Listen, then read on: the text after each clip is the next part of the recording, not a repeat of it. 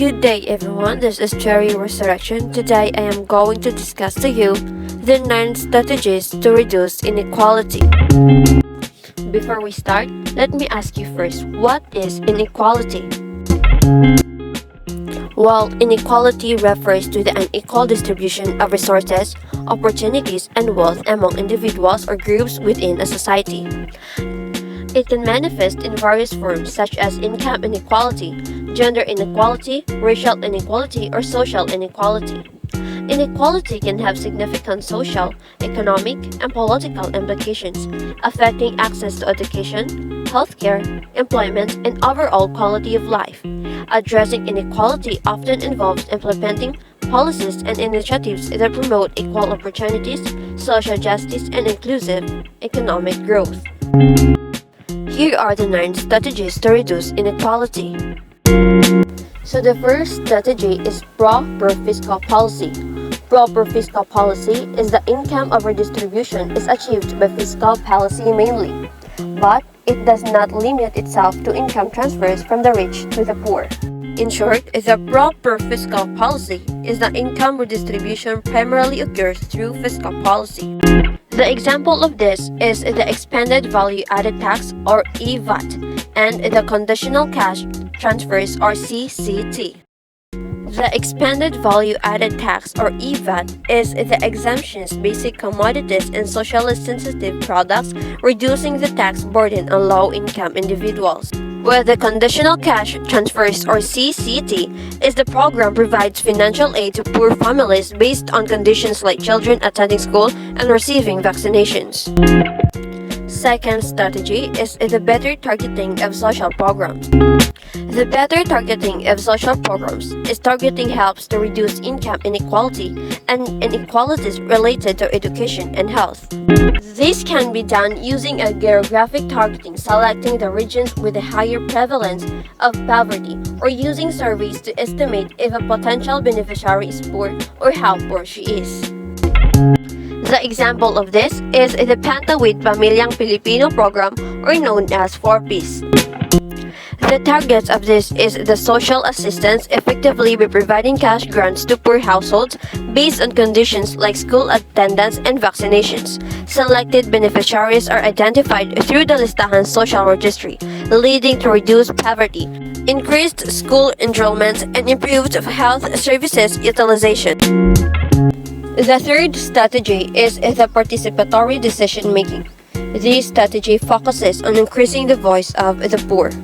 Poor people often face an inequality of participation in policy making. The example of this is the Naga Cities Governance and in the Bayanihan sa Kalunsuran, Bakal 2. Naga Cities Participatory Governance model highlights the importance of citizen engagement, accountability, innovation, and sustainability, and promoting effective and responsive local governance that truly serves the interest of the community.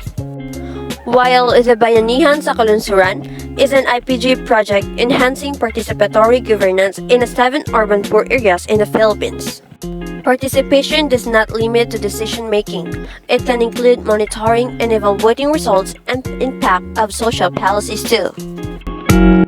The fourth strategy is the revision of legislative framework that foster inequality. This strategy can help to identify discriminatory laws or laws that generate inequalities among people or regions. The framework supporting these legislations might be discriminating towards informal poor workers, for example, agricultural laborers without access to social security. Another example is the labor laws. Philippine labor laws lack worker protection, enabling disparities in employment and income. The fifth is the promotive action. This is the media campaigns and advocacy efforts, which identify this kind of discrimination and promote the participation of these sectors. This action can make people who have disabilities, migrants, religious groups, and indigenous groups more confident about their inclusion in the state. Example of this is the Republic Act 7277, also known as the Magna Carta for Disabled Persons. Republic Act 7277, also known as the Magna Carta for Disabled Persons in the Philippines, mandates affirmative action and equal opportunity for people with disabilities, promoting their full participation, equality, and inclusion in society through employment, education, and social services. The sixth strategy is the addressing regional inequality. This is improving access to roads, communications, and markets can have a great impact on reducing poverty and opening opportunities for marginalized groups. Example of this is the investment in infrastructure, improving access to healthcare and social services. In investment in infrastructure, developing infrastructure such as roads, bridges, ports, and public transportation in underdeveloped regions can improve connectivity and accessibility, attracting business and investments to this area. In improving access to healthcare and social services, ensuring equal access to healthcare, education, and social services in all regions can help reduce disparities in living standards and quality of life. The seventh strategy is the differentiated poverty reduction policies. This is different policies or need to address each case of poverty. A temporary employment program might work for transient poverty or addressing poverty experienced by refugees. Example of this is the targeted social assistance programs.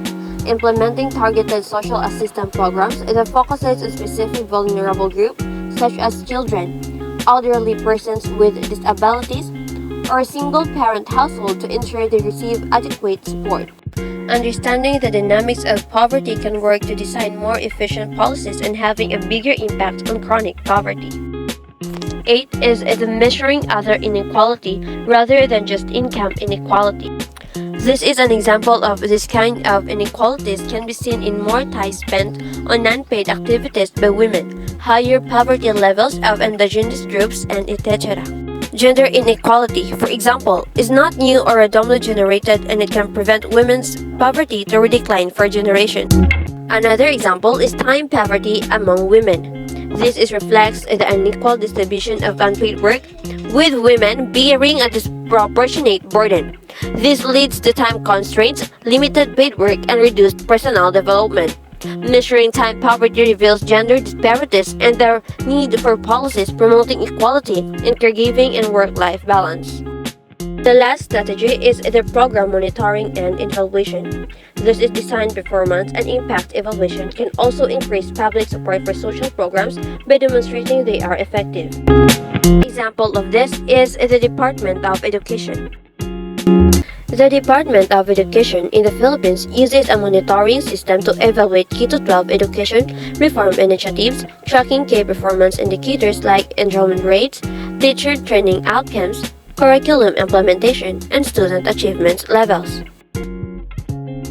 These 9 strategies collectively aim to create a more equitable and inclusive society by addressing various forms of inequality and promoting sustainable development.